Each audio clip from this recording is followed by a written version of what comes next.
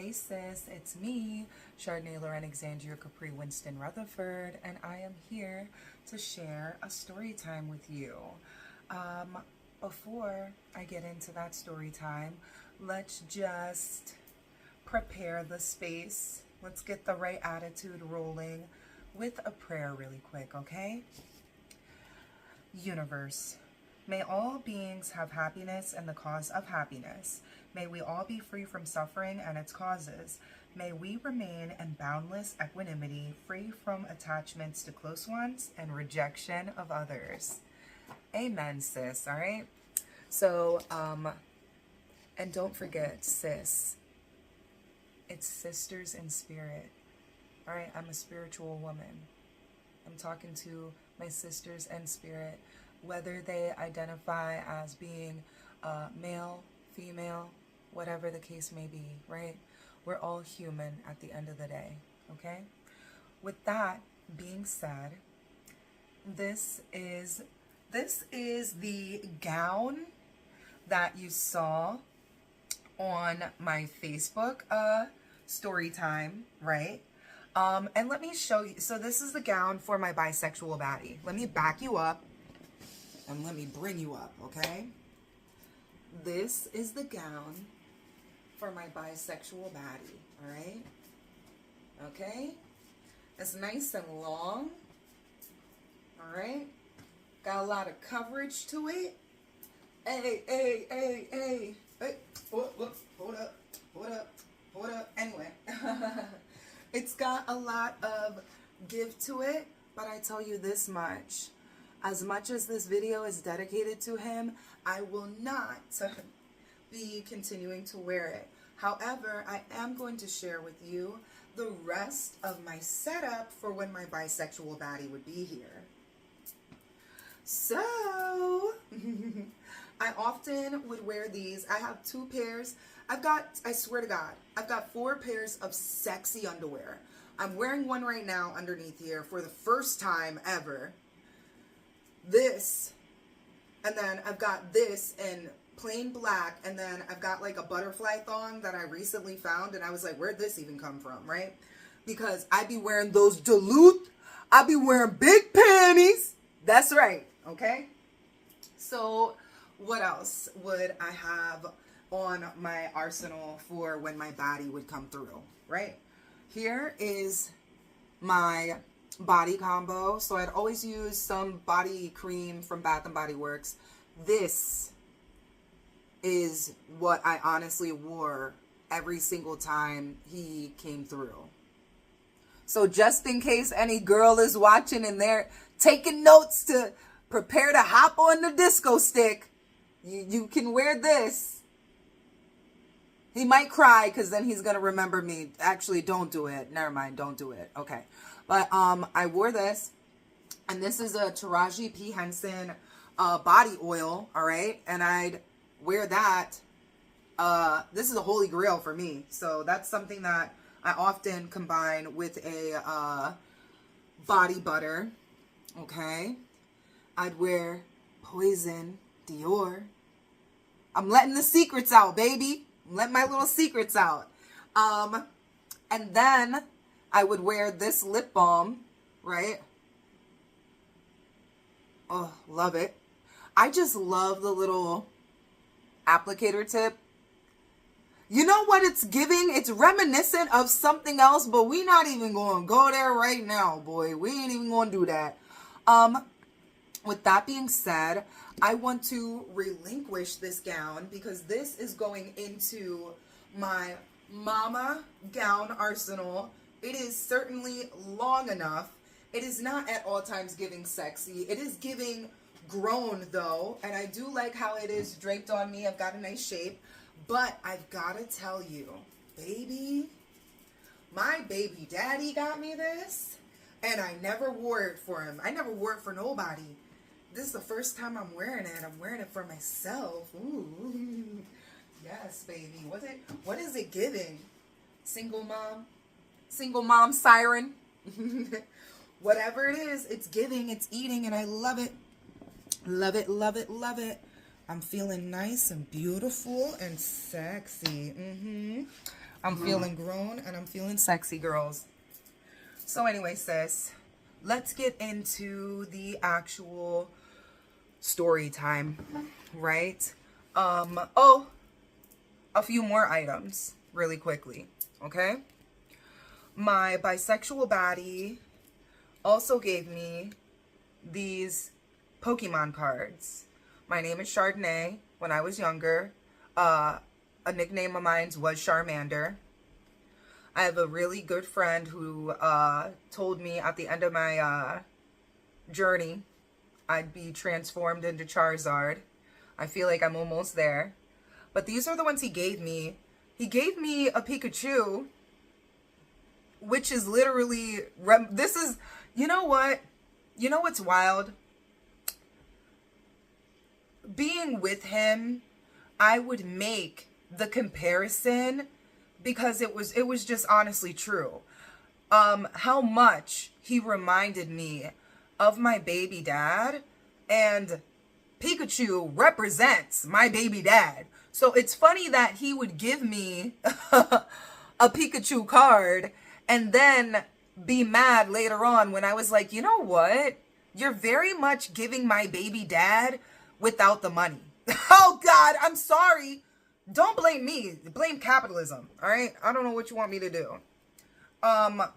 Besides live. I know somebody out there is going to scream. I know they are. But I am going to put all of these into this sleeve. All right. Look. Good job, Chardonnay. Boom. And if you watched my story time, you saw this. And let me tell you something. This wasn't for me. All right? Okay? Unlike the local stream, I'm not drying up anytime soon. Oh God, Father. Hey, what do you want from me? But since my bisexual baddie wanted his prostate pleasured, you know, I had to lather up my bookie so I could get up in the bookie. You know what I mean? And fair game. I am a supportive partner. All right?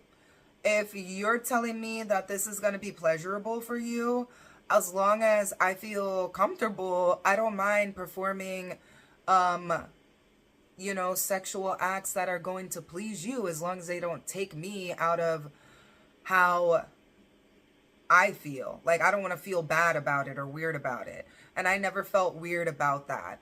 And like I said, you know, we were this close to pulling out the strap, but things went sideways, and I'm going to get into that. Before I get into that, I just want to drop 2 definitions really quickly for the class, all right? So take notes if you need to. Shame, a painful feeling of humiliation or distress caused by the consciousness of wrong or foolish behavior.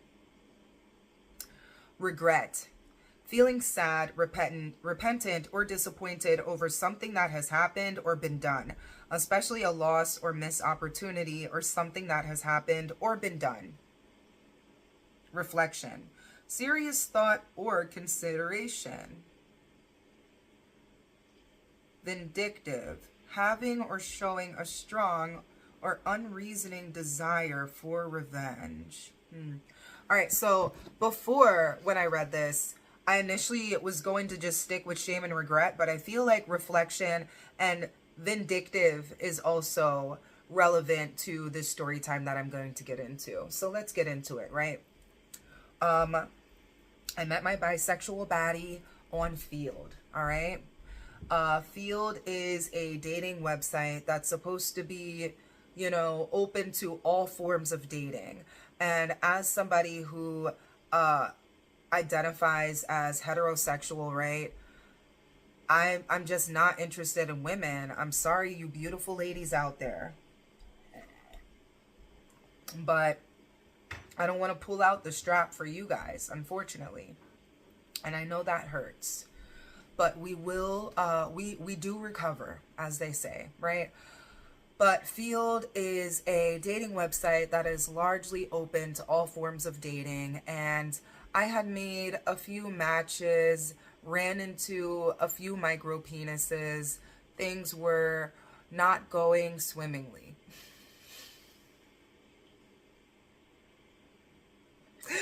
I gotta speak my truth. It just wasn't. I was like, and I already had low expectations because I'm in a rural area. I'm just picking up my little worry stone so I can like rub on that. But I'm in a rural area, and I already understood that as a black woman who's unabashedly opinionated, I was going to have some trouble, right? This is a, like I said, rural area, so highly conservative. A lot of people voted Trump. It is what it is. And so on my field profile, I was very specific, but I was also clear, like, I don't want anybody that supported Trump.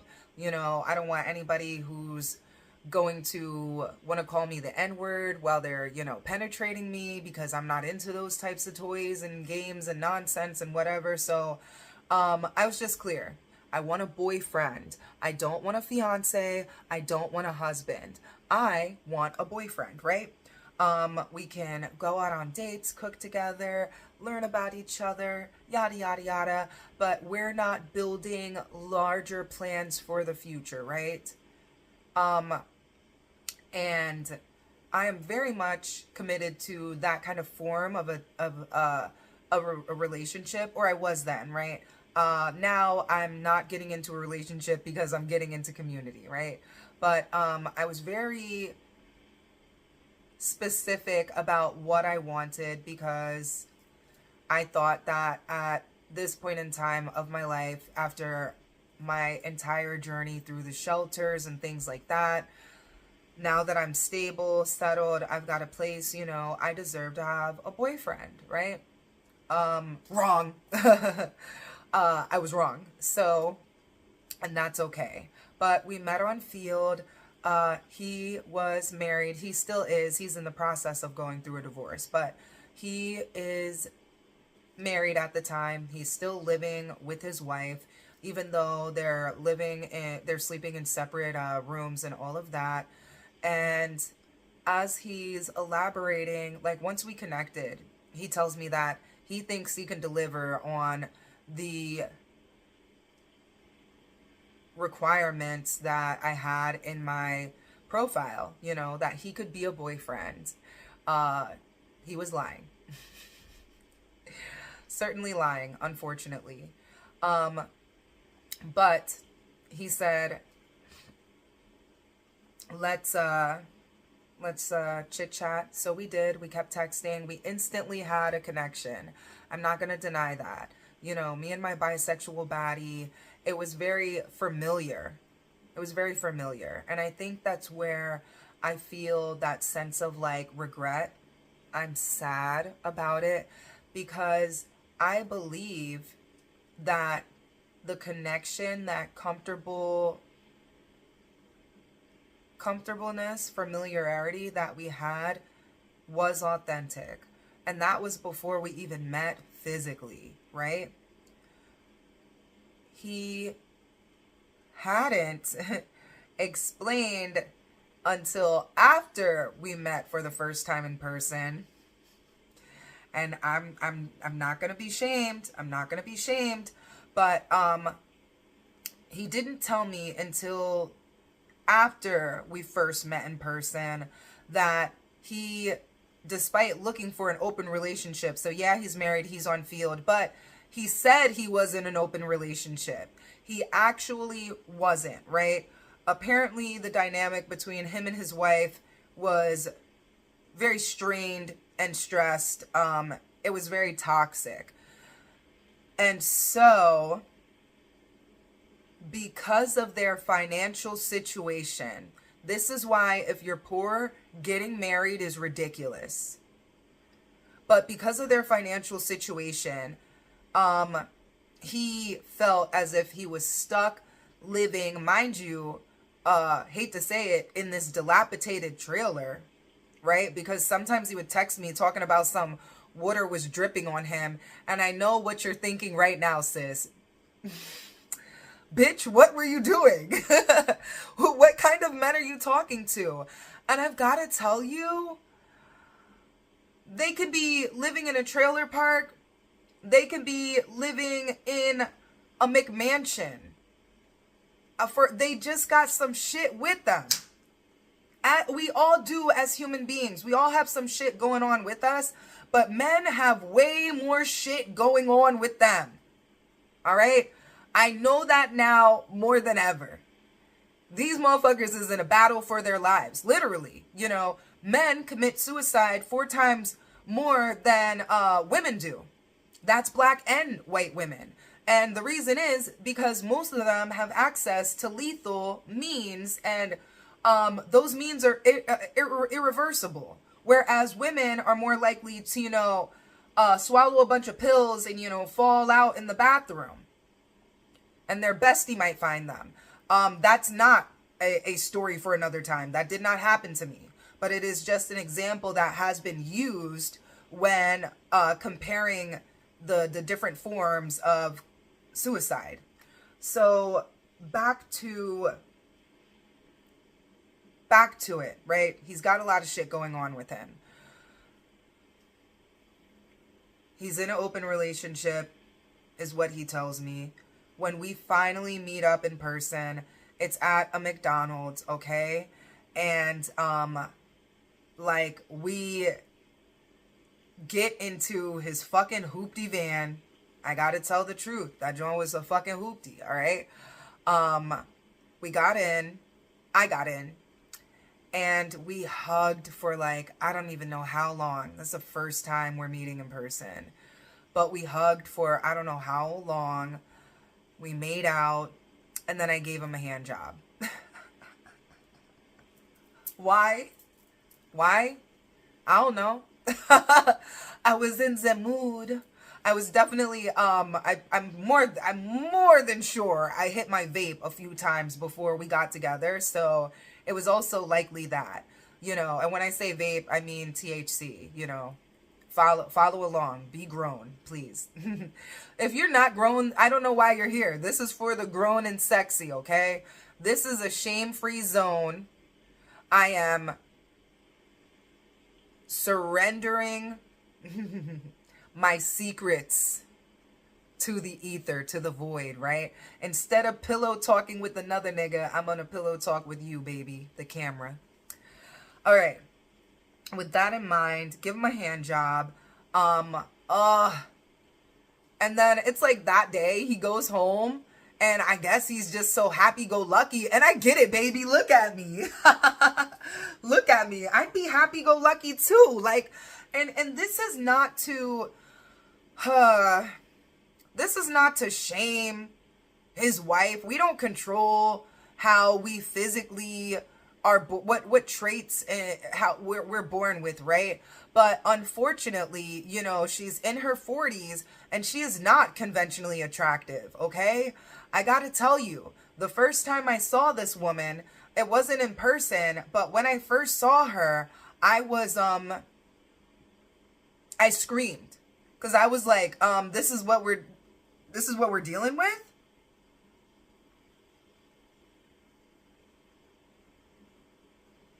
I'm concerned here.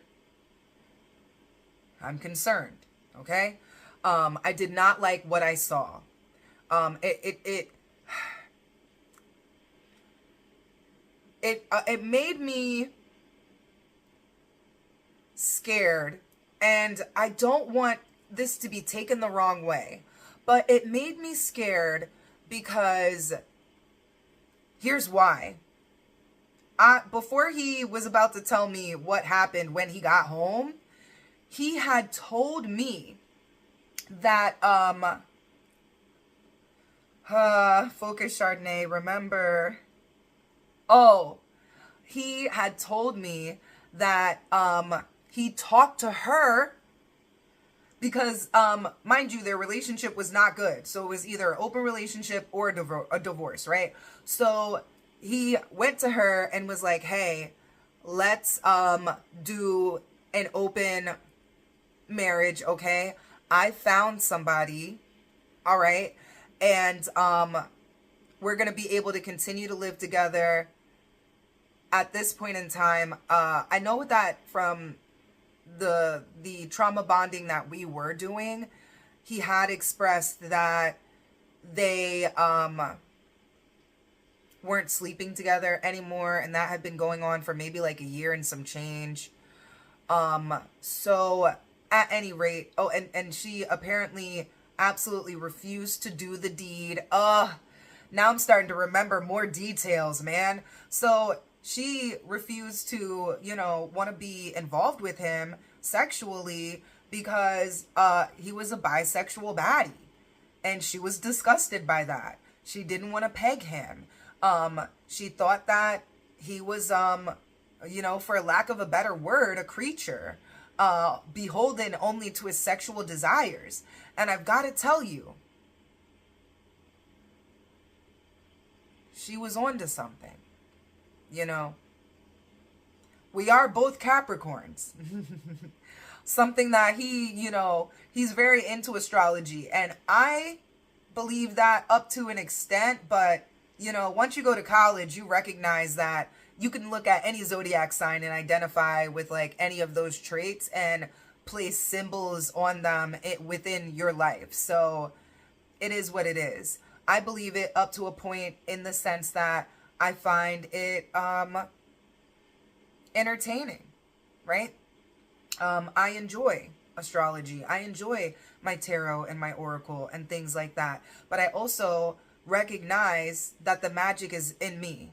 And I recognize that also through this engagement with him. So that's right. He told her, hey, I found somebody.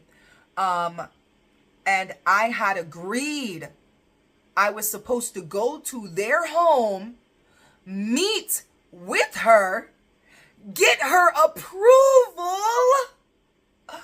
Y'all, I don't know what thank God I didn't get into this, but I don't know what but I got into some of this, not all the way, right? But, that shit, that's right, because shit would fall apart after McDonald's, right? So that's why I was scared. I was like, oh shit, my girl is, let me tell you something. It's not to shame her. She's unconventionally, she's not attractive. I don't care what you say. I'm telling the truth. She's not attractive. And if you see me, baby. Let's not pretend.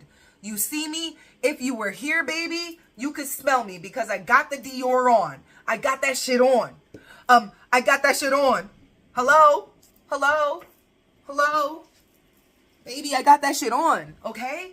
And I was like, oh no. She's gonna freaking, meet me, see me, and there ain't gonna be no approval because she's gonna think that I'm gonna take you from her. And that's not what happened, right? But he comes home from McDonald's, right? So back to the current day, that day, McDonald's. He comes from McDonald's, goes home, and is just way too happy, like I said. And she picks that up immediately and is like, what the fuck got you happy? Fucking smiling and shit. The fuck? What's going on here? And he's like, so see what happened was I was talking to this girl Chardonnay, and I know I told you that like I want to, like I found somebody, but like we met up. And she's like, oh my God, you cheated on me. Da da da da da da da. And he's like, basically he recalls this to me. And he's like, I ain't shit. I basically did cheat on her because like technically I didn't, I asked, but you didn't meet her yet, and this and that and yada yada yada, right? And I'm just like, what the hell? And she's like, she tells him like, you gotta get your shit and you gotta get out. Fuck you, right? Now, mind you, again, why poor people don't need to get married, but my girl hasn't worked for almost a fucking decade. All right? The long and short of her is she's a perpetual victim. She's always been abused all her life. There's never a solution but a man. Dangerous. Okay? So I was like, oh fuck. Well, good thing we never met in person, because her energy is not good. It's giving vindictive, okay? It's giving desperate. It's giving desperate. All right? And let me tell you something about desperate people. Desperate people, especially when they see one person as the cause of all their issues, they're going to lash out at that individual, but they are going to attack the loved ones and things around them. And I said, I am way too beautiful. My children are way too valuable for me to put myself in this situation, right? And so this is also why I need to make sure I share this story so that I can completely let go of my bisexual baddie, because he was a liability, all right? With that being said, I'm like, I think you should go. Like, you've been nothing but abused. Financially, mentally, spiritually, physically, to an extent. I understand that you ain't shit. You're cheating on her. You've been cheating on her. That's not here or there. And also, I was like, the way y'all dynamic is, I wouldn't even consider this cheating, you know? But whatever. My man was so riddled with shame. All right? He couldn't even get to regret. He was so riddled with shame that all he could think about is he's the cause of these problems. And in reality, like, he's the cause of some problems, yes. But he kind of like was refusing to hold her accountable. And I would call him out on this later on, like, as we continued to talk. But she tells him, you need to get the fuck out. I tell him, well, you might as well. You know, your mom says that she's going to look out and help you out. You're in a dangerous situation there, basically. You're always being threatened. Why not? Let her figure it out on her own. For real, for real. And I still stand on that. Like, sink or swim, baby. Figure it the fuck out. You know, you a big Capricorn, right? You got that big Cap energy. Then capitalize and stand the fuck up and figure it out, right? So anyway, he moves out. He's with mama. And mama, mind you, I had to like go help him do something at his little, I picked him up, oh, that's right. He had grabbed some shit, was leaving. I don't fucking know. Either way, I had to drive him to the local Applebee's to meet up with his mom. And his mom told him, don't lead that girl on. Don't lead that girl on. And as much as we had this understanding that like, you're not moving in with me, we're not splitting bills and things like that, you know, he absolutely led me on in the regards of like, you thought you could be a boyfriend. You couldn't. And now that, you know, I've got some feelings involved, we got a little intimacy, things are kind of like, it's, and I'm feeling bad for you. So, oh, and let me tell you, my bisexual baddie, I didn't even get to this. My bisexual baddie is a cowboy, a cowboy by day, a rock star at night. He is my teenage dream, my 14, 15-year-old teenage dream, okay? Plays the guitar, he's in a band, he's tall, all right? He's got charisma, all right? My bisexual baddie, I don't call him that for nothing, all right? My bisexual baddie is sexy to me. I don't give a damn what the fuck you think. I had shown some of my girlfriends my bisexual baddie. Let me, you know, shots fired for sure. Take it how you want to. But I showed my bisexual baddie to some of my girlfriends, and they were like, ew, a white guy. And like, you know, like, you like those little rocker guys. And I'm like, but But the niggas y'all fucking with don't got teeth though. Some of them are literally missing fucking teeth. Like visible, like up here teeth. What are we? Anyway, outside I'm petty and cute. Outside I'm petty and cute. Sorry girls, but absolutely shots fired, because what the fuck are you talking about? Your nigga is missing teeth. At least visibly on the surface, he had all his teeth, all right? Thank the Lord for that, right? But anyway, so he moves in with mama, and he comes over. This would be the first time we even like got a little like intimate. It is not even the first time we had sex, but he came through, and I was waiting like all day for him to show up, waiting all day. And he showed up around like maybe 2-3 o'clock, like right before I had to go and get my girls. And I was like, I was tight. I was like, why am I doing this? Why are you doing this, Shar? Why were you doing that, Shar? And so, you know, eventually he pulls up, and we made out. And he gave me a little bit of head.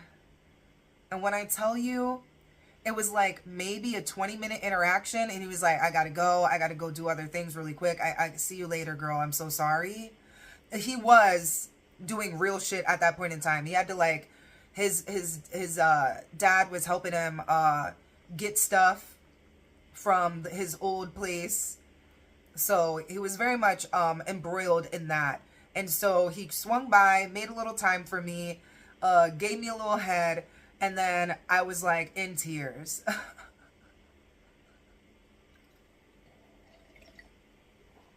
I was. I mentioned in my last story time that I had the best sex of my life with Al, but I've got to tell you, whatever connection I had with my bisexual baddie, it was genuine. It just was. You can't help the chemistry that you come across with people, and we just had that chemistry. And when I tell you, I cried because I wish I had more time with him. I cried because I wished that he would ravish me right then and there, and he did not. And I was like, this is not going to end well for your girl. I knew it then. And I knew it even when he started like like he was on the road of getting away from his wife, you know. I was like, I'm just going to be a transition for this guy. I'm just going to be a lesson. I was going to be a transition, but what I am is a lesson, and he is too, right? And I think we have helped each other transition in some way, shape, or form.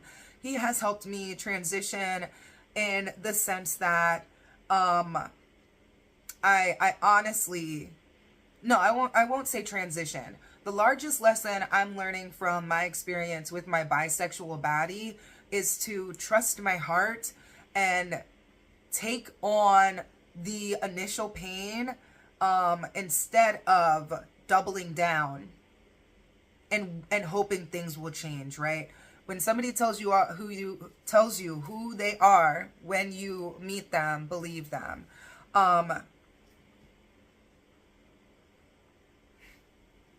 Truly, right? He told me that he was, a cheater. He told me that he played games. And I said, here you go. All right. And so I will take my accountability. Because when he would eventually go to play in my face and I would be hurt by it, I would later be a little bit, I wouldn't say, maybe I was being a little vindictive in the actions that I would take later on. But let's get past this, him giving me head, right? So the first time we were actually intimate with each other, that's when, for me, I just was like, this is it, come hell or high water, damn, I'll just be stuck with him. And there is something to be said. I had a friend who told me, Chardonnay, protect your intimacy and don't participate in casual sex, right? And I was like, man, fuck you, right? I've been doing all my focusing. I'm allowed to have my fun now. And I wouldn't say it was casual sex with my bisexual baddie, because at that point in time, we had been talking for like, 2-3 weeks, and you could say that's quick, but I'm a millennial. We grew up online dating. Like, most people, that's a long time. What you mean 2-3 weeks? And we didn't smash, but we had a hand job, and we had this, but y'all ain't smashed yet. So I digress, right? But once we actually did the deed, I was like, oh, fuck. Oh, hell no. And mind you, I was on field, dating still. And it's open, right? Even though he's in the process of like this divorce, like, we're not in a committed relationship. We wouldn't cross that bridge yet.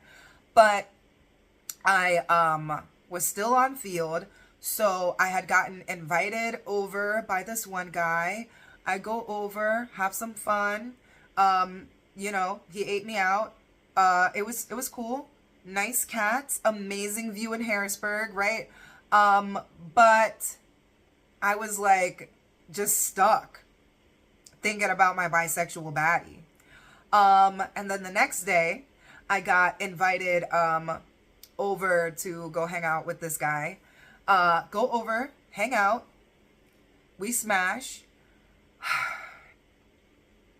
And you want to know the truth? It was unprotected. Shame, shame, shame, shame. But I just tell the truth. And I tell that because I've got another story to be, honest about that connects to this. But I didn't realize that he didn't put on a condom. Don't have sex in the dark. Turn those fucking lights on, bitch. Let me see what's going on. So I tell you, genuinely, at the end of it, and mind you, I'm thinking about my bisexual baddie the entire time. I'm like, damn. And in my mind, I was like, let me go and just connect with other people and see if I get that fire with somebody else. But I did not. And so I was like, damn, now I'm going to be stuck with my bisexual baddie and all his baggage. Fuck. Not recognizing I could just not, I could drop out and not participate in potential heartbreak or, the regret, the sad feelings afterwards, right? But anyway, my boy tells me, oh snap, I was not wearing protection. And I'm like, all right, well, thank God there's still plan B. So go grab a plan B, take that. And then I talked to my bisexual baddie about it. We had like a whole little chit chat and conversation about it. And he was just like, oh, well, like, we have what we have is special. What we have is different, right?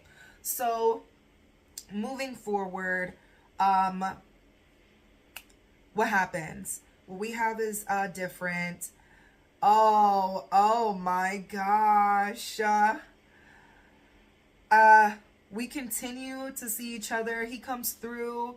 At this point, sometimes he sees like my kids, because he was a cowboy, right? So he had boots, and them Jones was big.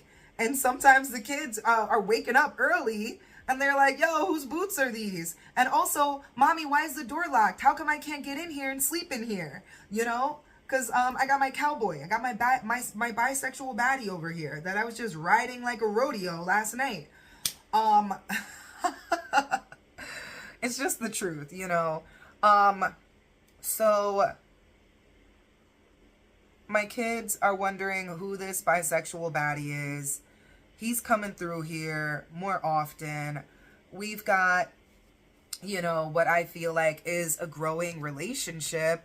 And at some point in time, oh my gosh. First off, we were just like outrageously horny. Like I was just smitten. I was a smitten kitten. Okay. So, you know, we're sending the videos, we're doing the photos and all of that. And I've got to tell you, I've got to say, bisexual baddie, I have an ex who loves to buy any of my content. And that's another story for another time. But as much as you wanted to participate in creating content to make some money off of my ex with me, only I am allowed to make money off of my ex, okay? So I definitely sold all of the videos that I'm in, all right? I didn't sell my little 23-second video that you sent me. I didn't sell it. No. But that video of me giving you the slobbiest knobbiest sold. Smooth 150 right there, baby. And that was for us. For you. That video was for you. For real, for real. Anyway, so I digress. Back to the story. We're enjoying, you know, having our nights. Some days we don't go out. We're not going out on dates and stuff. We were going to, but as his divorce is like starting to ramp up, I recognize, bro, you ain't got money for this. And let me tell you something. As much as I was trauma bonding with this man, I kept it clear in my head. Chardonnay, you are not giving him any bread. I don't care how bad you feel for him, okay? Let his mama take care of that. And that's where the parallels I was drawing between him and my baby dad were like happening, right? You know, mama steps in to save you from the consequences of your own actions. Like, you know, you chose to be with that woman, just like my baby dad chose to be with me. And as much as, you know, my bisexual baddie says that he didn't want to have children, he didn't want to get married, you know, you participated in that with that woman. You know, I don't know if my baby dad ever was like, I didn't want to be married. But I tell you, when I asked him to marry me, yep, I was that type of girl. When I asked him to marry me, he was totally on board with it. I mean, boy was on board with everything that I was doing because I'm a baddie. I'm beautiful, I'm smart, I'm driven and all that. So he was ready to go along for the ride. I'm telling you, that man was ready to allow me to live his life for him because he didn't want to live it anymore. Just like my bisexual baddie, he don't want to live his life. He wants to escape it, okay? And he was escaping it through me as we're having this sex and all this other stuff, right? But outside of, here are the red flags that I would ignore, right? He moves in with his mom. His mom's doing all this, helping him and all this other stuff, right? He is in therapy. However, my boy is like, let me tell you something. I had to tell my mom, I had to put her in her place so she knows not to overstep certain boundaries in my life, because the way she treated me when I was younger, we're not going to let that happen again. And I'm just like,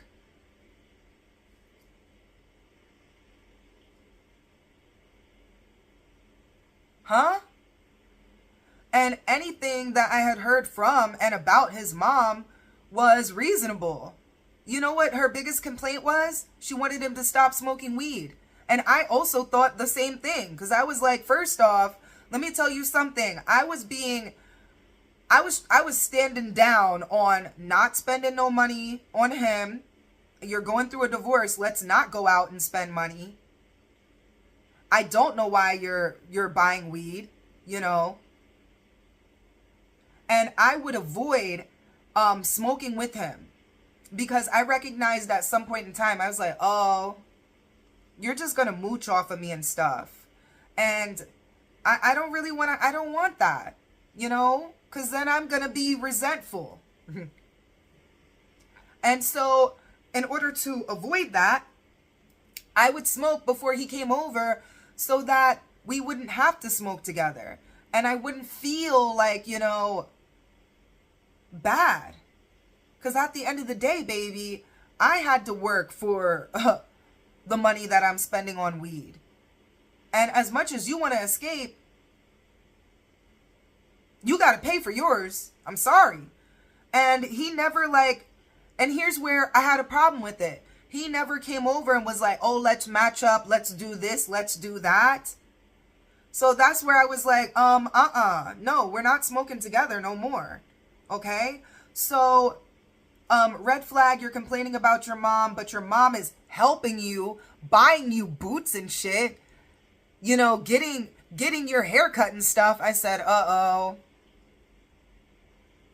You just went from your mom to a mom back to your mom. Thank God your mom is willing to help you out and save you, but you are ungrateful as fuck. And I don't like that shit. I don't.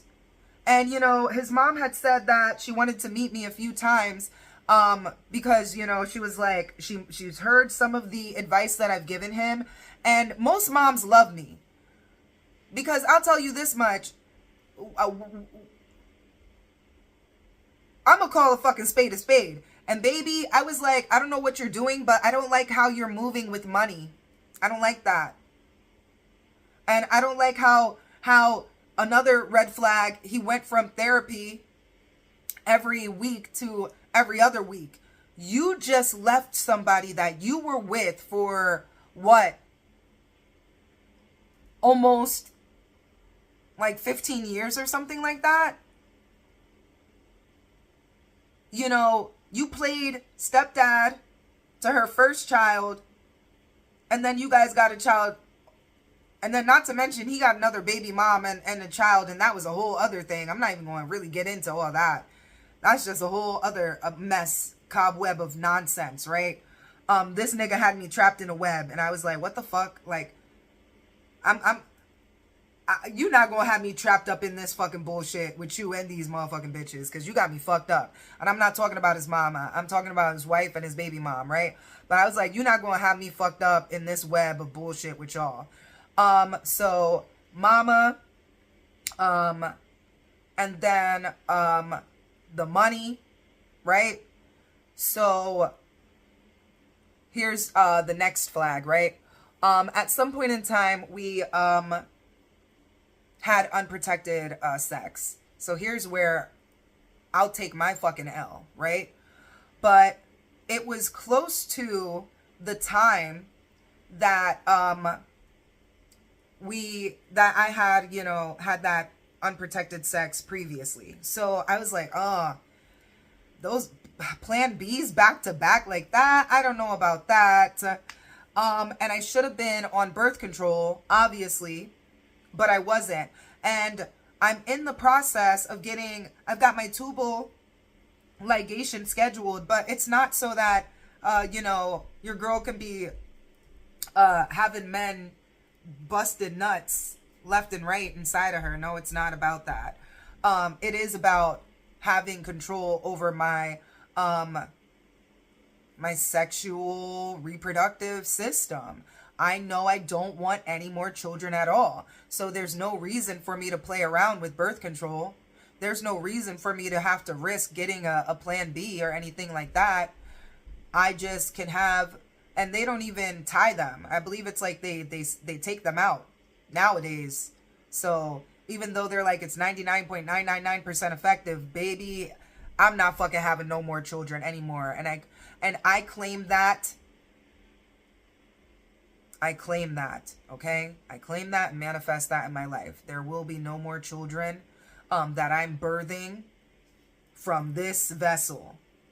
I can be a mother to children in other ways. That's 100% for sure. So we had that unprotected sex. It was close to that time. I was like, oh,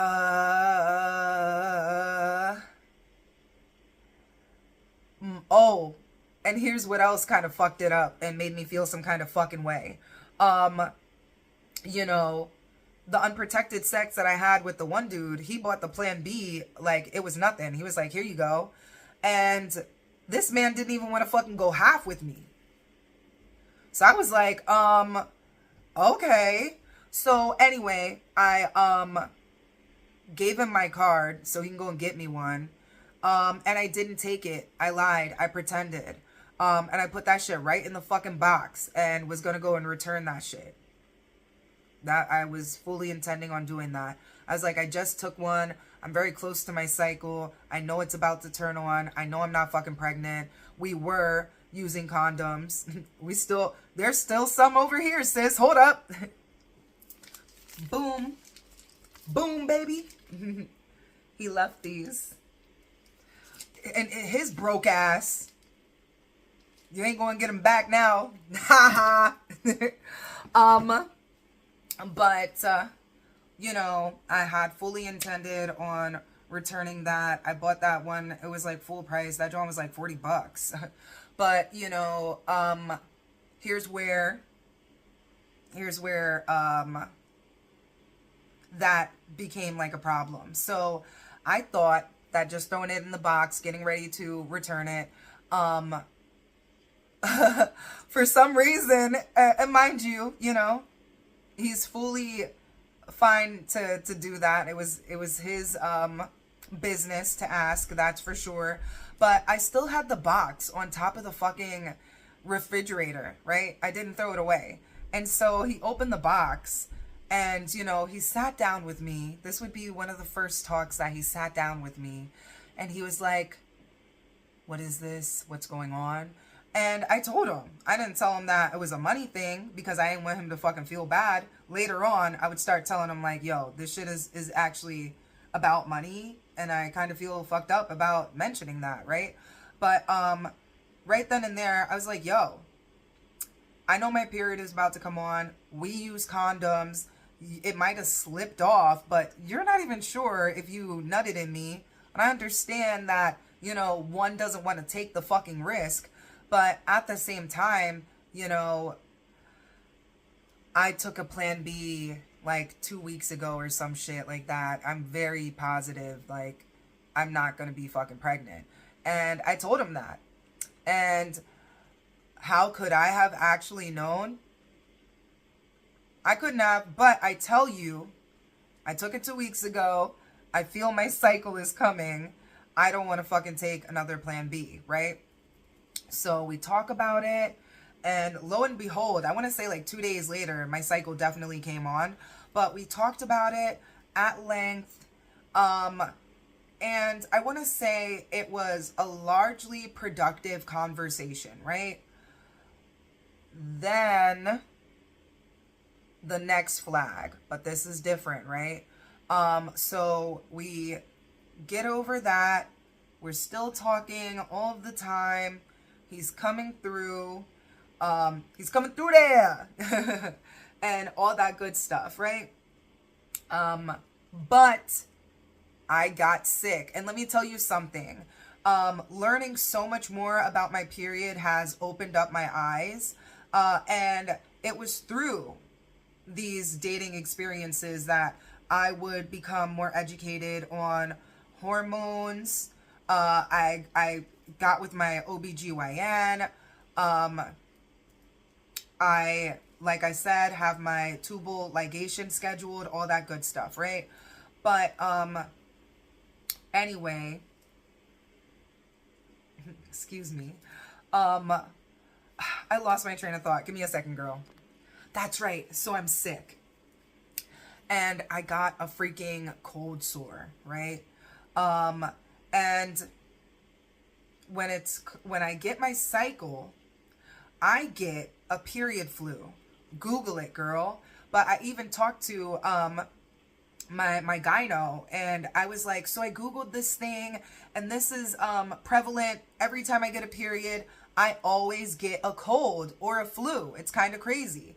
And she was like, oh, it's a period flu. Your hormones drop so tremendously that it can cause your immune system to become vulnerable, and so you get a flu, a cold. And so I'm like, wow, that's crazy. The more you know.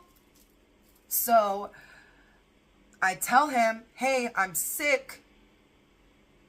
We're not going to be intimate, but he wants to come over. And I tell you, he wanted to come over to smoke, because this would be before I set up the rule that basically, like, nah, fuck you. You're not going to mooch off of me and my supply. You know, we do recover, right? But he comes over, and like I said, I've got a cold sore. We hug and all that. And I was like, oh, I got to jump in the shower or something. He, I believe, smoked some, because I had a blunt. So I was like, you know, you can smoke on this blunt. I'll be right back. So he either smoked some of that, or he went out and, you know, hit his bowl.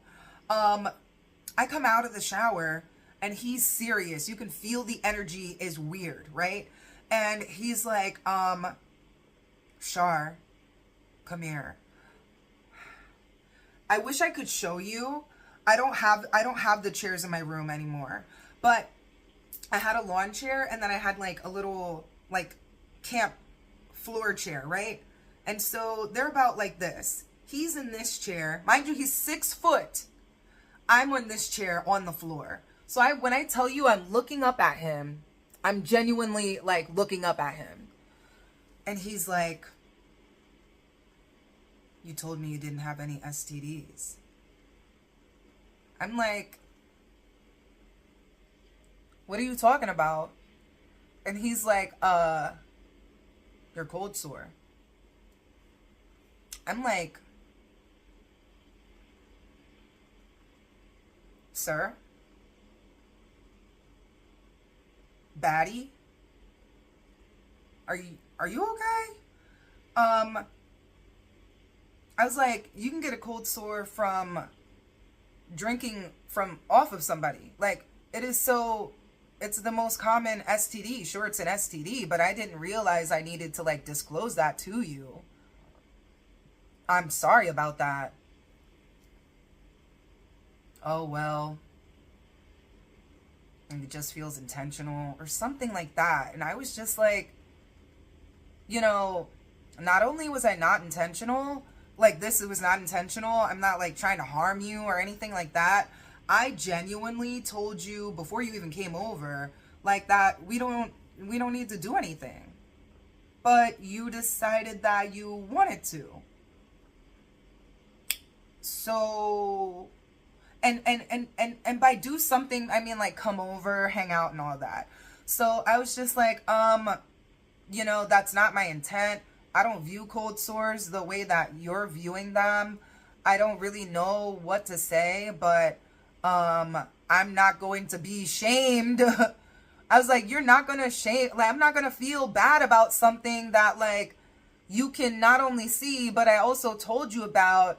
Oh, and here's the real thing that slapped me in the face. I was like, I rolled you a whole separate blunt of my weed, mind you. I rolled you a whole separate blunt for you to smoke, and this is the energy that you're going to give me?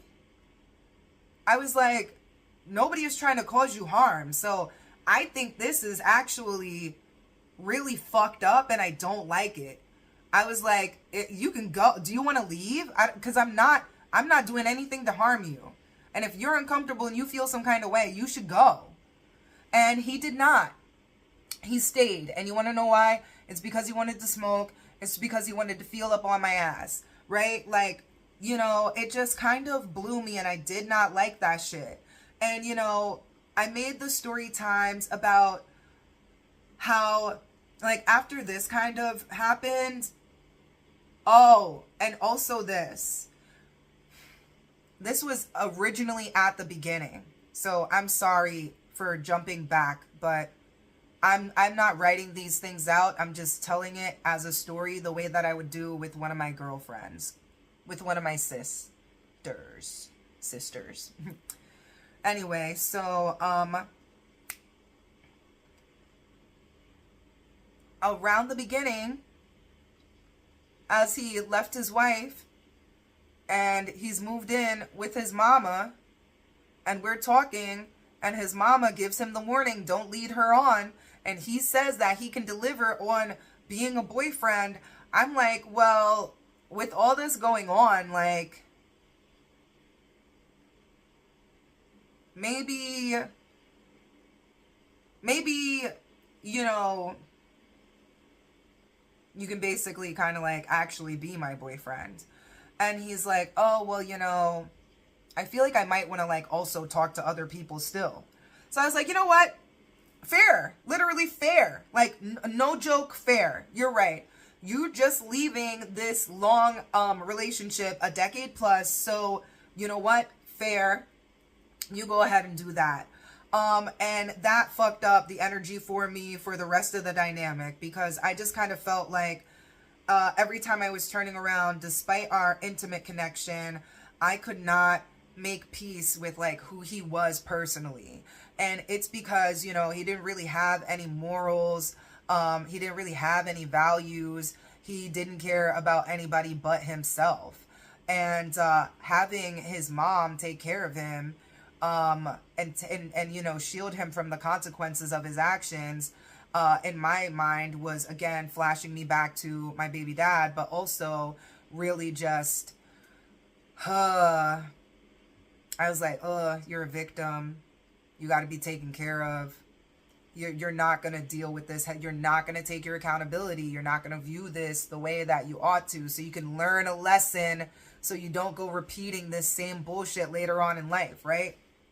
But anyway, move forward, and we're having this continued friction because of these different red flags that have popped up, and especially like with the energy changing. You can, this is like right when I'm about to start creating, and also right before I went on my Cirque du Soleil trip. You can feel this, there's a change in between us. And I want to say it's also this realization that like you're not about anything that you believe in, right? He says that his wife is dangerous and all these other things, XYZ, but here. I had a dream that his wife knew exactly who I was. Like, the dream was just like, and mind you, the way that I was smoking to have a dream is crazy. If you know how I chief, I'm talking backwoods, unwrapped, 1.5 minimum per blunt, and I was doing 2 or 3, all right? So I had this dream. It broke through, a premonition that his wife knew about me, right? And it wasn't as if it was like bad, but I had this fear, and I was like, I cannot be involved with this man for real. You want to know why? Because she's going to start projecting his shortcomings onto me. She's going to project the loss of him onto me. And I tell you, I'm sorry, I'm too beautiful. My children are too beautiful. It seems really risky. So I told him about that dream, and he was just like, oh, well, that's your fault for looking her up on Facebook. I was like, but you told me that after McDonald's, even before McDonald's, I'm sorry, you told her my name. And there's only one Chardonnay, Alexandria, Capri, Winston, Rutherford, baby. So like, why are you trying to gaslight me like this? So again, anyway, we've got friction, right? Let's get to the juice, the meat of it. We've got friction, and it's just not ending. I'm like, you're trying to gaslight me about that. Now that I potentially feel like I want to start talking to other people, you don't like that, even though we're not serious, we're not in a relationship. We would eventually be, though, right? We just kept kind of going back and forth, like, we're in love, we're this, we're that. He wants to take me out and go places and do things, and I'm like, you don't have money to do that, so I don't know why you want to, but like, you know, let's kind of have a relationship and see where things go. do you want to be my boyfriend? Ooh, very, very much a repeat of my baby dad, because I asked my baby dad to marry me, right? So I'm asking this man to be my boyfriend, and at this point in time, he's basically like, yeah, sure. But where things are not meshing, I'm continuing to pull away. Back to his morals and values and lack thereof. Yeah, he was trying to gaslight me about the baby mama thing.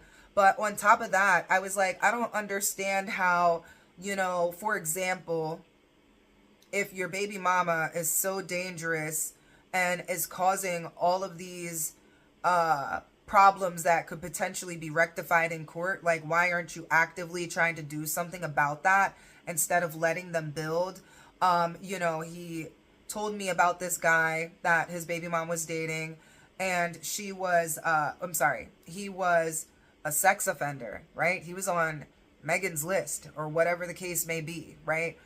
He was on a registry somewhere, not supposed to be around minors, just had gotten out of prison, a prior drug addict. And he's like, I'm just going to sit on this until court.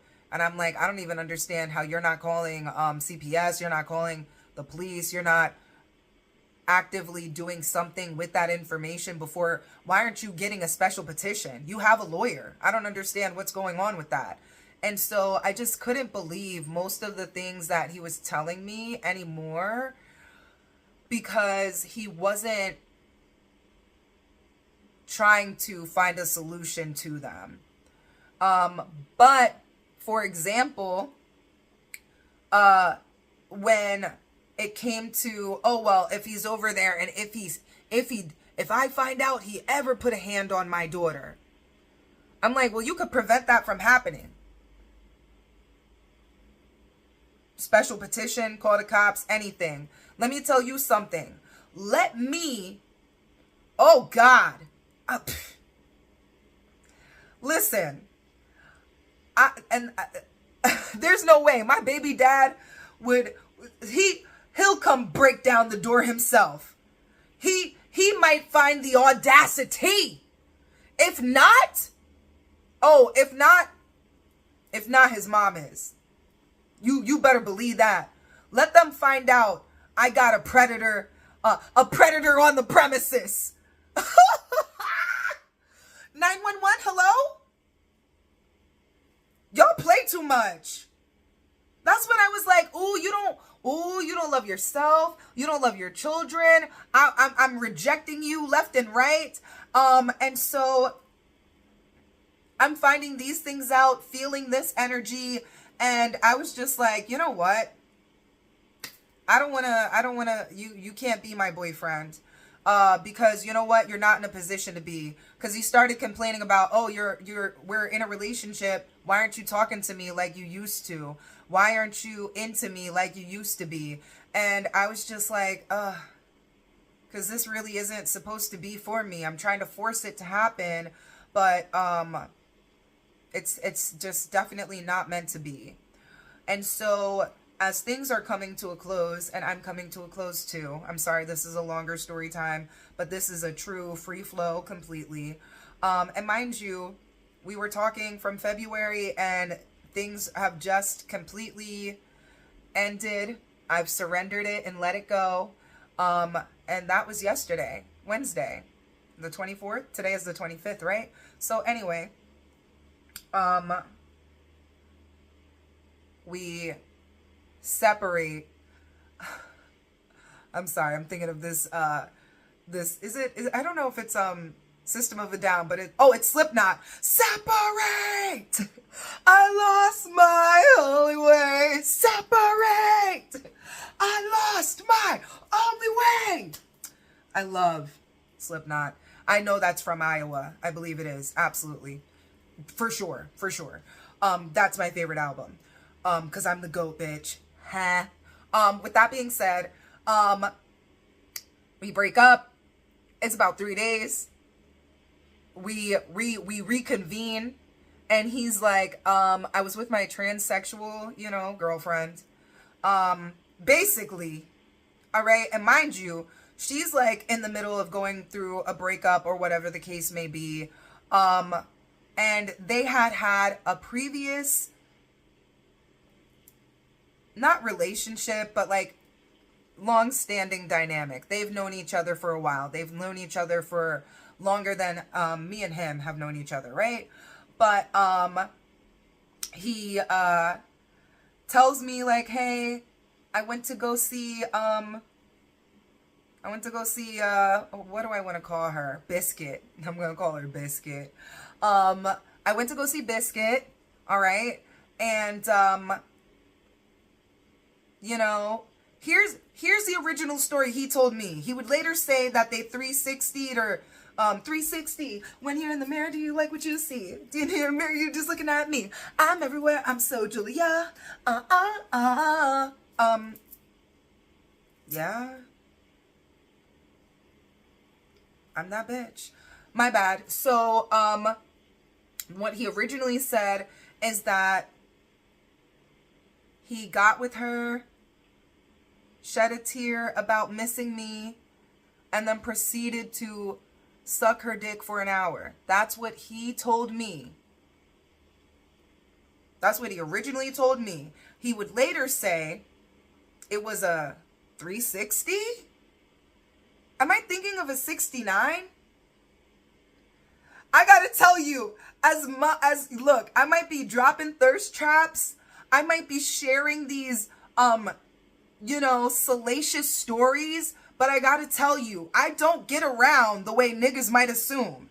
And it don't matter if I did or not. But I gotta tell you, I'm very much an intimate woman.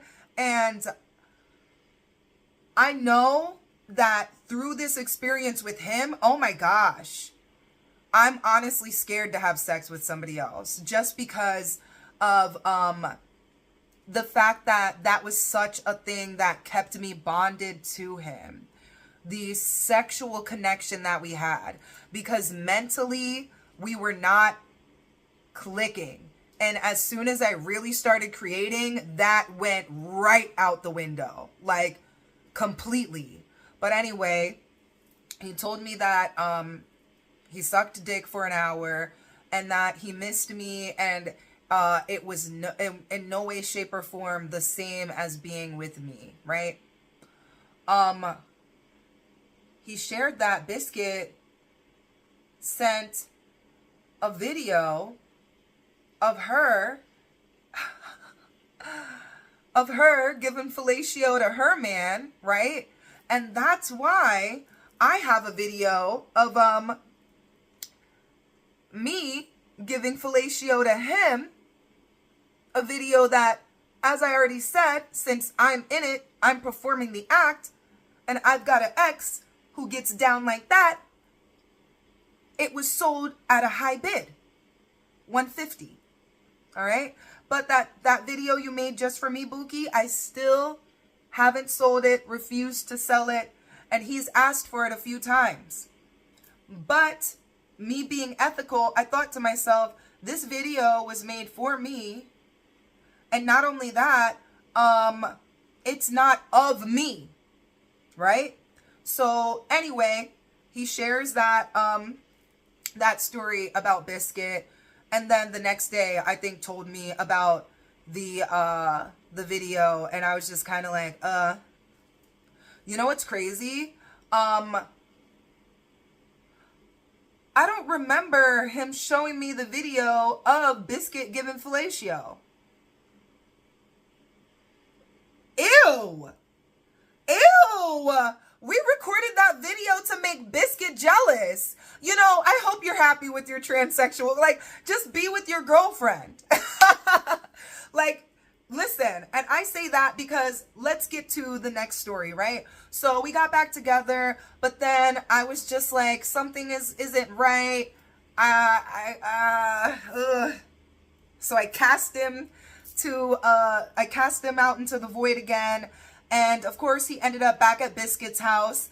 And this time, you know, they get it popping. I think he said it was like a little better than the last time before, but I was still largely on his mind. And here's where I actually was like, oh damn, my feelings are hurt. And I gotta tell you, now in hindsight, I'm like, clearly y'all must have been like really clicking and talking way more than you and I were, right? Because she said this. Here's the story that he tells. So she's upset because her man is cheating on her. She's in a very lovey mood, is what he told her. She told him, right? She said, I'm feeling so lovey. I'm just feeling so full of love and everything. And I just thought that I would tell you that I'm in love with you. And now let's have sex, right? And so I was just like, I don't like that. I said, she's in love with you. And he was like, no, it's not that deep. I was like,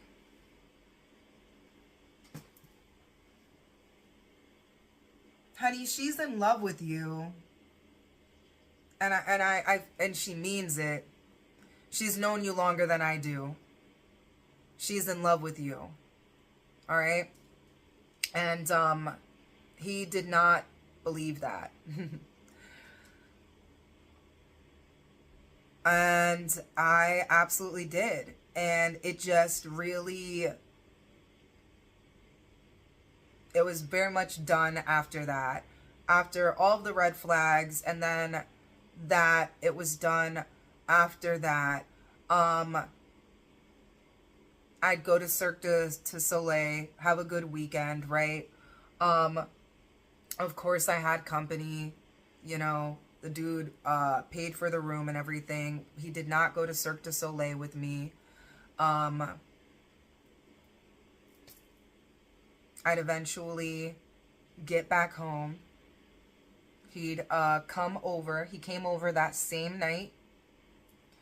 And we talked. And we smashed. And I was ready to recommit to being his girlfriend. But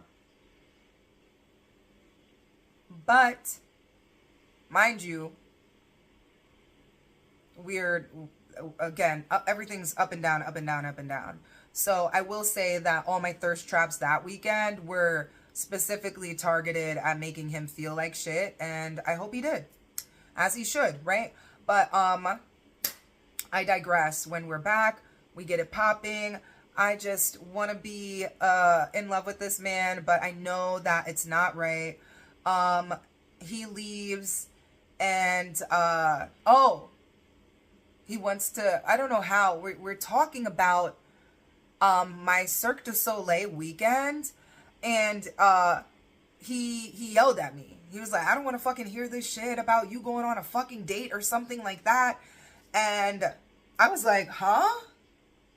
Click. That's right. So at this point in time, I was like, oh, I know what I need to do. After the Cirque du Soleil weekend, I had a revelation. I was already in the process of starting to write. So I was like, I'm going to really commit to writing. I'm going to really commit to my mentorship. I'm just going to follow spirit and let it guide me. And he yelled at me, and I said, oh no. Click. And I told him, don't you yell at me. Don't you give me that type of energy.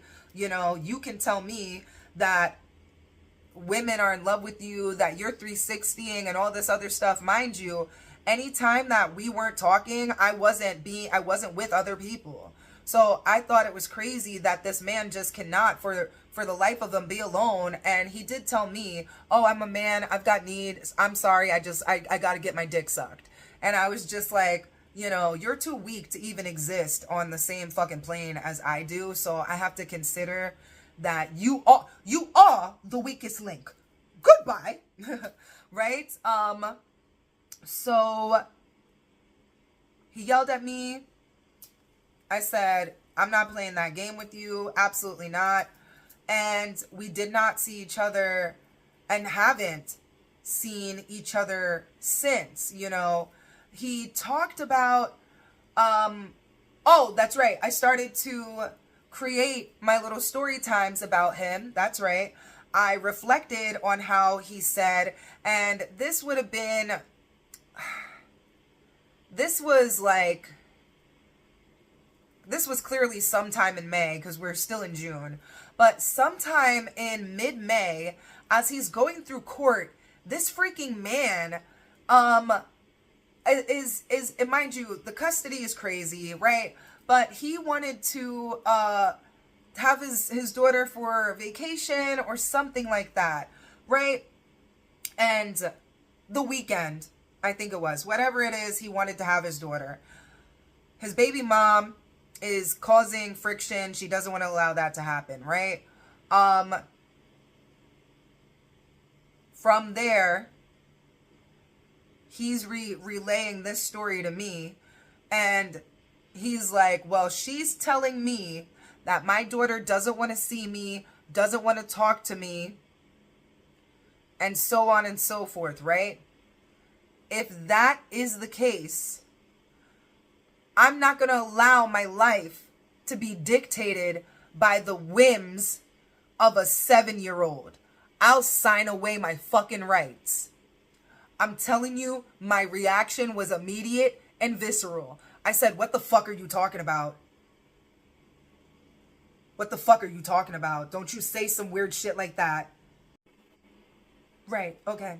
So I said, don't you ever say some fucking weird shit like that ever the fuck again. Don't you ever. What the fuck is wrong with you? I was like, wow. I said, bisexual baddie? Like, I've really never talked to him about my story at all. Going through the shelters and all of that. That's why I'm writing a book. But I was like, yo, you're just getting started. This is like month 2.5, not even 3. Like, you haven't seen a judge, none of that. You've had continuations, like, you're just getting into it. You already mentioned that your daughter is under the influence of her mother, who's feeding her nothing but toxicity and insane lies, right? And you're going to tell me, especially after you said that there was a predator in that house, you're telling me that you are willing to sign over your fucking rights this early on? I'm disgusted. That's your child. You never wanted children. You should have did something different. You should have made sure you was wearing these, right? No, what the actual fuck is wrong with you? I clocked that shit right the fuck then. Hell no. And that's when I was like, you can't even be around my fucking kids and shit. No, there's something fucking, nah, hell fucking no. Nah. No. And so since March 24th, in fact, you know what? Pat on the fucking back, Chardonnay. It is a month now that I have been fucking celibate. And you know what?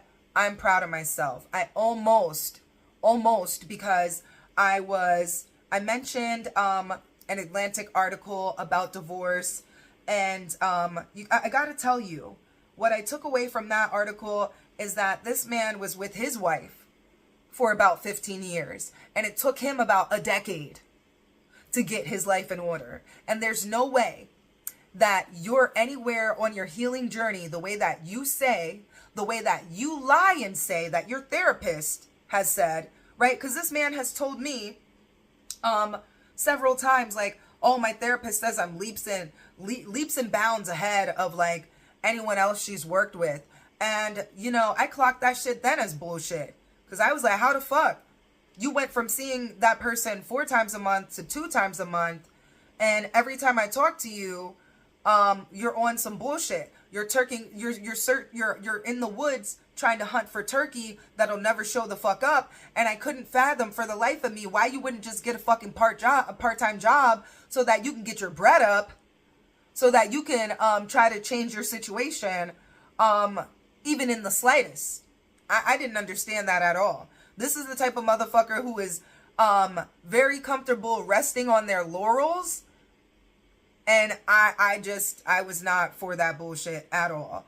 And so at any fucking rate, he said that. And then I also was like, you know what? I can't be around this fucking man at all. I did almost stumble back because, like I said, the article, I also was thinking of an article, a video I watched about meeting people where they're at. Okay? But, I can't meet you where you're at when all you fucking do is lie. All you are is a pathological fucking liar. And it's scary. Alright? When I would look back on the entire situation and like relationship, there was definitely a lot of back and forth, but he had no discernment at all. I even told him, I was like, I don't know why you had to tell me those stories about especially the story about the transsexual girlfriend being in love with you. Why did you have to tell me that? You know? Also, you're this, I'm a fire sign, I can't control my emotions, I can't control this or that. Sounds like it's dangerous, sounds like it's a liability, and I don't like it. I don't. And your fire is more of a curse than anything else. You saying some weird shit like that about your child fucks me up, but that's the lack of accountability. Like I said, you didn't want children. So I don't know why people who don't want children have children. That's crazy as hell to me. But I digress. Ultimately, here's what broke the camel's back. So Tuesday, it's Thursday now. So Tuesday, we were texting. I'm happy. It's Taco Tuesday. I'm so happy. It's a great day, and it continued to be, right? But I was reaching out, hoping that he was doing well. I said, you know what? Oh, that's right. I also watched a video by a creator called Little Bill on YouTube. And he was talking about the suicide rate. And I'm pretty sure I already mentioned this earlier in the video. But men commit suicide 3 to 4 times more than their counterparts. And it's because they have access to lethal weapons. And as he's going on this explanation, his thesis about what happened to Take Heed, this producer, right? He mentions how, you know, men are just so lonely and nobody's talking to them and checking up on them and yada, yada, yada. And when they go through these things, who's there to help them emotionally unpack? And I thought to myself, man, you know, I'm mature. I have some love for this guy. I've got a connection with him. So why don't I reinvest, right? Why don't I reinvest in him? Why don't I go to one of his shows? Why don't I support his band, right? I'll go to his next show. It was in July. And I reach out to him. We're starting to text. He's like, you know, it's been a while since we've chatted. You've been on my mind. I've been doing so much healing, yada, yada, yada. And I was like, and then he said, I'm going to pause so I can read this. Here's how it was. He said, I feel like we are long overdue for a good chat.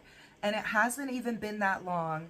I think about you all the time. I have so much to say to you and still not sufficient words. I miss you. I'm glad we are both healing right now. I said, I'm happy to hear that you are doing some work. Maybe we can chat at your next show. Send the information. LOL, you know, I've been working on things for the last few months. Continuous improvement. I just had a whole week at the beach to disconnect and reflect. I thought you said you would be out of town for the show that weekend since it's a holiday weekend. Let me find the flyer for you again. We keep texting until 2 o'clock. And then I don't get a message or anything back until 9 o'clock. So, mind you, we had been back and forth texting up until 9 o'clock, right? And, oh, I'm sorry. That was Monday night. So Tuesday, we're talking about the meal that I'm making for Taco Tuesday. Just texting kind of casually back and forth. I talk about my tubal ligation, and then, it is 2:30. That's the last message I sent. And, oh, I'm sorry. Let me be correct. The last message I sent was at 3:57. And mind you, I know this man's work schedule. So I know that he's not working. He's done working at like 3 something, okay? So when I sent that, I'm thinking, oh, you know, he's going to laugh, engage with it, whatever. I don't get a message until 9:41, y'all. And he's responding to my Crunchwrap Supreme. All right. It looks amazing. Sorry for the late reply. I went to the range after work and just got done mowing fucking grass. Laughing my ass off. It's 9:41. Listen, this man normally has to be up at like 4 o'clock in the morning or some shit like that. So he's normally in bed at 9:40, okay? So you're telling me between leaving work, getting to the range, leaving the range, getting home, cutting grass, all, and mind you, you said that you think about me all the time.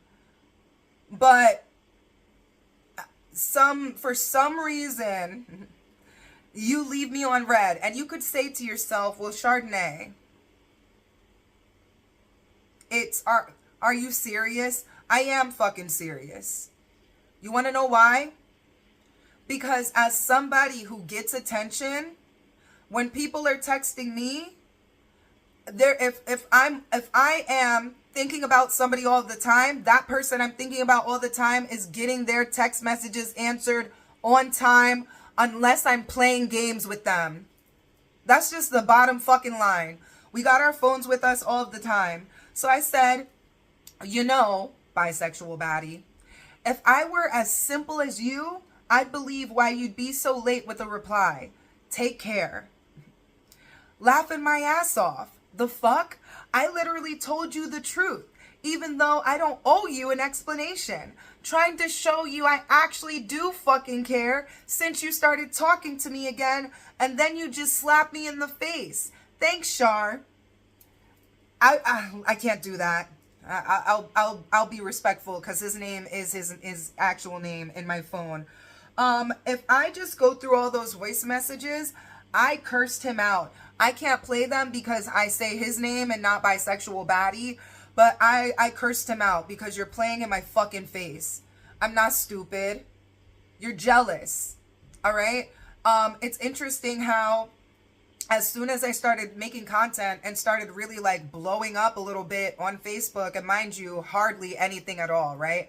But you go from liking every post, commenting on something, to no longer liking it.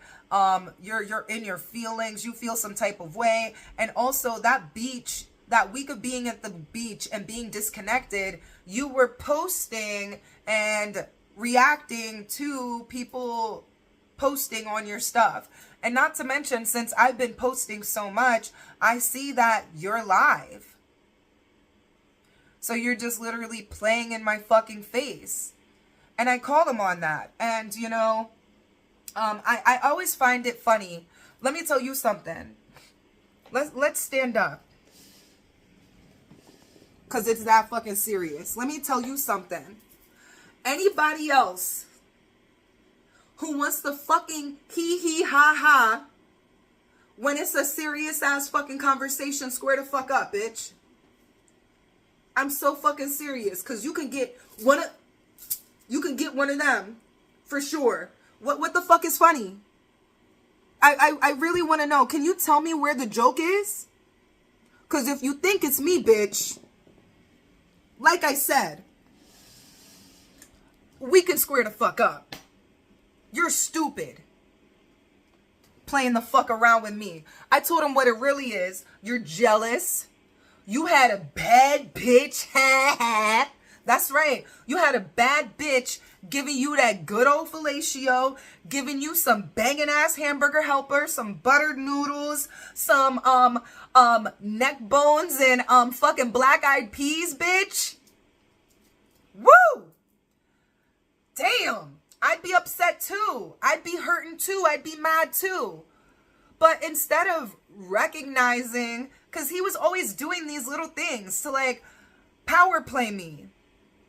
I could feel it all the time. You know, the stories about the transsexual girlfriend, the lack of wanting to commit, but also wanting me to be his girlfriend, but then not wanting me to be his girlfriend, you know. It was obvious. Like, you're gonna play fucking games with me, and I'm not here for that shit.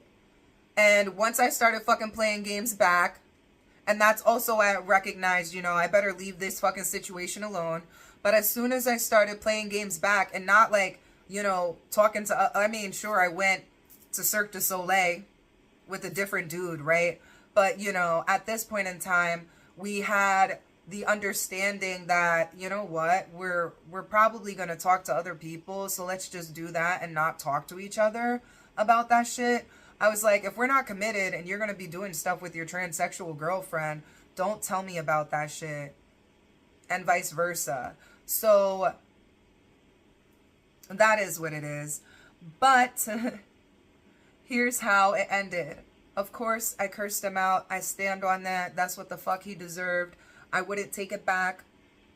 But here's where I ended it, and I feel like this is the most honest. I said, I have to write to you. You've disrespected me endlessly. What were your intentions outside of being sexually gratified? I don't know. Perhaps by the time you recognized I loved you, it was too late. I refuse to listen to your voice note and have only read it. Whatever it is that you claim to want to chat about or believe is misunderstood, it's not. Bisexual Baddie, you've played with me from the start. I should have listened to myself. I was right. That I'd be hurt, and that is okay. No matter the tears and the pain right now. You were a dream I'd drown in at 14.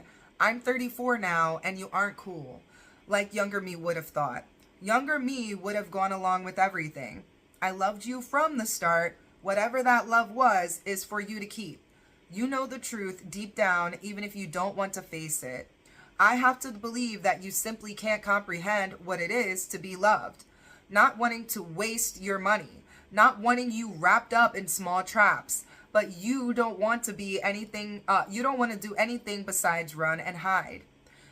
You'll be left to that. My deleted voice note was this. July is so busy, and perhaps today or tomorrow you can come over for a bite. You can hold me like you've done once before, but you can't spend the night.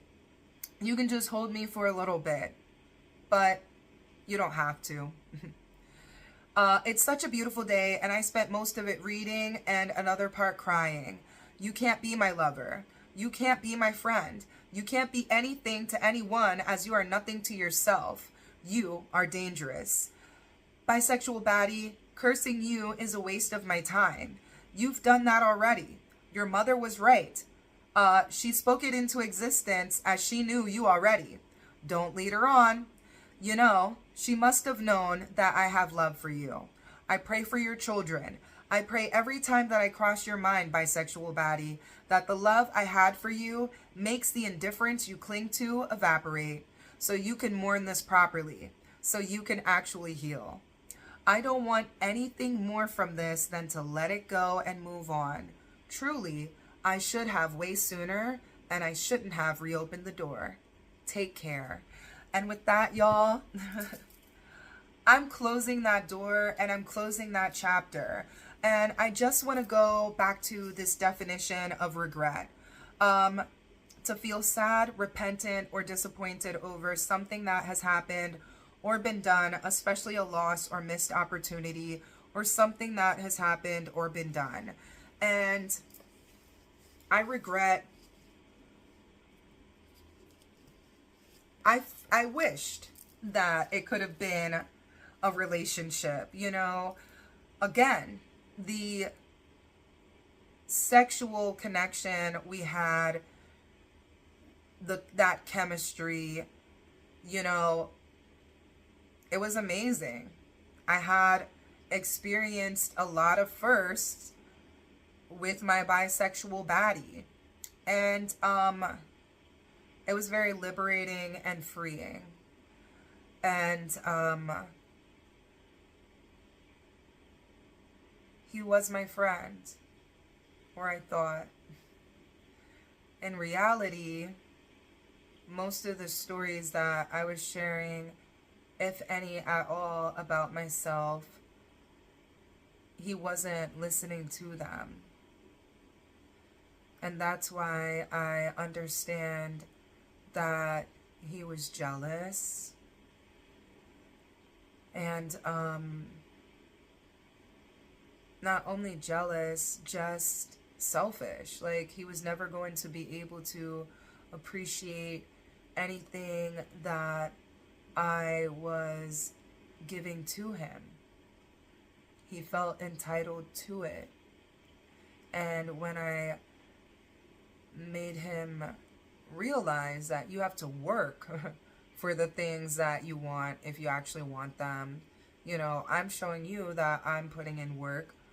What are you doing? What am I getting out of this? Besides sex and besides a headache, right? And it is a lesson. It is a lesson to Chardonnay, Loren, Exandria, Capri, Winston, Rutherford. The more that you love yourself, the more that the love for yourself expands beyond you and out to all of those around you, you will naturally attract and manifest whatever love and relationship that you are hoping for romantically, naturally. And that's because all of our needs aren't met through platonic relationships, through parental. I'm a mom, so, you know, my children aren't going to be able to fulfill romantic needs. They aren't meant to. My good friends aren't meant to fulfill romantic roles, and I don't want them to. It is okay to accept that, Chardonnay, you can want an external romantic love. It's just going to find you as you continue to find yourself. With that being said, thank you, sis, for hanging out with me during this unpacking, this letting go, this surrendering of self, surrendering of my ego. Let me read this. Let me read this before I go. I think this is important too. Hold on. So I gave my good friend a recap. I can say his name because I've got, like I said, I've got 5 Brandons in rotation. You know which one you are. So I'm talking to one of my old friends, Brandon, and I tell him about my bisexual baddie. I confess. And he's like, man, can anything in your life ever be normal? Where do you find these people, and why do you get yourself into these situations? They are avoidable. And you're certainly smart enough to recognize red flags and questionable decisions. I am, friend. Either way, I wouldn't look at this incident as any sort of loss. Whether you admit it or not, I think it was just your feelings getting hurt by this person. Not because they lost interest, but because it sounds like you're more of a catch than they are. It's just a hurt ego, not a broken heart, or even an inconvenience. It's whatever. I wouldn't even spend any more time fixating on it. Although you probably shouldn't be getting on anyone's case about responding to messages. I agree with what you're saying completely, but you've done that to plenty of more people, more important people than him. Yeah, just go into your spank bank memory, masturbate, and problem solved. Be healthy and live life well. Don't waste your time on things that won't matter in the end anyway. It's not like this was a once in a lifetime thing. And you know what? Just really quick, and then I'll wrap it up. I think I have a short that I have on Instagram that talks about, you know what, like, sure, if you're feeling horny, you know, get up and go do this and do that and do this, but also masturbate. It's okay. It's all right to masturbate. I masturbated and I'm still alive to tell the tale. Okay, sis. So with that being said, I release my bisexual baddie to the ether. I surrender him to my story times. And I'm just grateful to be creating. And this is all for me at the end of the day. Don't forget that. I love you.